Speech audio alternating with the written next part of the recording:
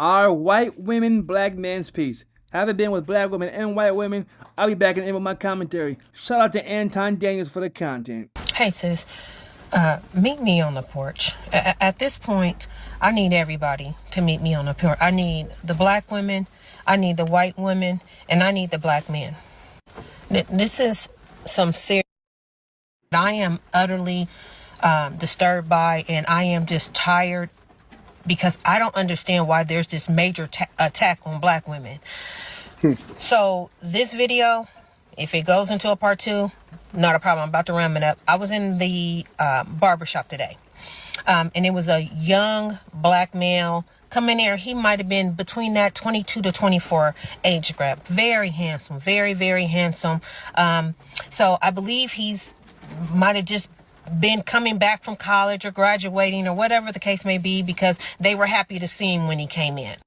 So he sits down, and so they're just talking, what's going on, and he's giving an update. He's graduated, he's got an engineering degree. Oh my God, I'm over there on the proudness. I'm in the background, I don't know him, I'm just kind of sitting down listening to what he's saying. So the barber begins to get filled in on him. What's been going on, this and he says, I'm coming back, I'm getting married. So everybody, like, great. And I'm so on the side being so nosy and over there like a proud auntie. I don't even know this young man, right? So they start to kind of converse amongst each other, and they're talking. And so the young man says, yeah, I'm having a little problem. It's a lot going on because I'm marrying a white woman. And my family, they're not too happy about it. Never is. So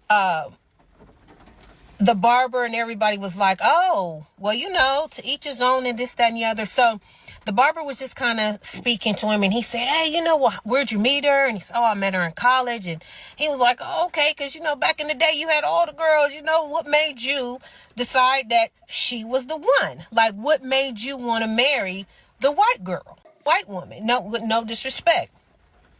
So what this young man said after that is what just literally took me out the game. As a black woman, as a black mom, in general. So he says that, he come from, of course, the hood and had a hard knock life, just with one mom and no dad and that same shit. Like, don't nobody I hate the fact that that is such a stereotype. We hate it too. But so he goes off to say he went to college. It was a college that was mixed, but more so of a white college. And he start, meeting up with white friends. And, they introduced him to another whole world that he didn't know existed, And the young girl, she became a friend and then introduced him to their family. And when he goes over there, they're all married. The parent is married and they have a really good home and they do things together and they communicate. It's just a good energy, a good vibe. And this man said, I never knew this side of life. My life was always loud and chaotic and always disruptive with my family. That's normal. So the young man said, he would go over there and they would go on vacations. They would have Sunday dinners. When they had cookouts, there was no fussing, no fight, no arguing. It was just all love and vacations. I was thrown at what this young man was saying in regards to what he seen and what he witnessed being with this young lady and this new side of life. And so he said that, when he seen it, he started thinking about all of the chaos that his life was. It was always baby mama drama and fussing and fighting, and they'll get together as a family and it'll be a fight, and the drunk uncles, the drunk mamas, he was like, my aunt and uncles, they all on welfare and always scheming and always fussing and fighting, cussing, trying to hook up with this dude and that dude. And it's just all these black women, just all that seemed like that's all I was raised up under. That's all I seen. That's all I know. And then I get to the white woman and it's different. And what he said after this is what really broke me. He said, it's like when I came home the last time He's seen the truth. He said, and Difference. Bad I stuff. was in my family's event. It was nothing but chaos. He said the women, they in house shoes and bonnets, you know, they ghetto acting. He said, and I love them, but I don't love it. And he said, being with my white girlfriend, fiance, and her family, he said, you know what it's like? And this is what got me, ladies. Peace. He said, it's like if you're in a crowded room and you're surrounded by chaos and just everything, and everything is just chaotic and noisy and loud and disruptive, and you take some headphones and you put the headphones on and you can drown everything out, because when you put the headphones on, it's quiet and it's peace. He said, that's what my fiance is to me and her white family. That whiteness, he said, they're my headphones and they are my peace. They probably didn't like that in the Bible. He said, and then black women and my black side of the family, they are the noise. This sister in this video, she said a lot, y'all.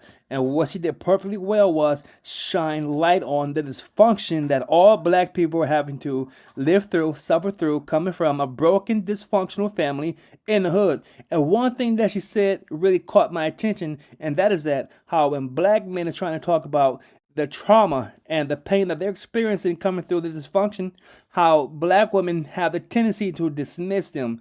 But and another point I'm going to add really fast here is that this man sounds like he's lucky. He got a snow bunny who's a real keeper. Because my experiences with snow bunnies is this. Snow bunnies does not have the ability to really empathize and relate to what black men are going through. For example, we have those songs that we play in the hood, especially those who are, made famous by Tupac, right?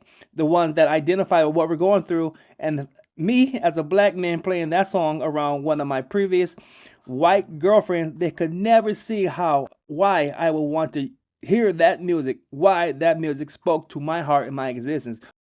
For example, the late great Tupac, he put out the song called White Man's World. And if I know that song, y'all rap with me. The lyrics go something like this. Being born with less, I must confess, only adds on to the stress. 2 gunshots in my homie's head, died in his vest. Shot him a death and left him bleeding for his family to see. I passed the casket, gently asked him, is there heavy for G's? My homeboy doing life, he baby mama be stressing, shedding tears when her son finally asked that question. Where my daddy at? Mommy, why we live so poor? Heard you crying from a late night from my bedroom door. Now do they love me, mama? Why they keep on calling me nigga? Get my hate up with my weight and pay him back when I'm bigger. And still thugging in a jail cell, missing my block. Hearing brothers screaming all night, wishing they stop. Proud to be black, but why we act like we don't love ourselves? Don't look around, check yourself. Knowing what it means to be black, whether man or girl, born black in this white man's world. It goes something like that, y'all. But y'all feel me? We got these songs that we listen to in the hood because they speak to us, our experience, our soul, and what we live through. White snow bunnies can never relate to that. So that is why I'm going to say right now that no, white women are not black man's peace. Instead, they are a ball of confusion that black men are trying to figure out, just like the black man trying to figure out his black queen, who does not see that black men have their own needs and they need love, support, care, and concern, just like everybody else on the face of this planet, y'all. Hit the like button, subscribe, leave a comment, and share. CAC. I'm out, baby.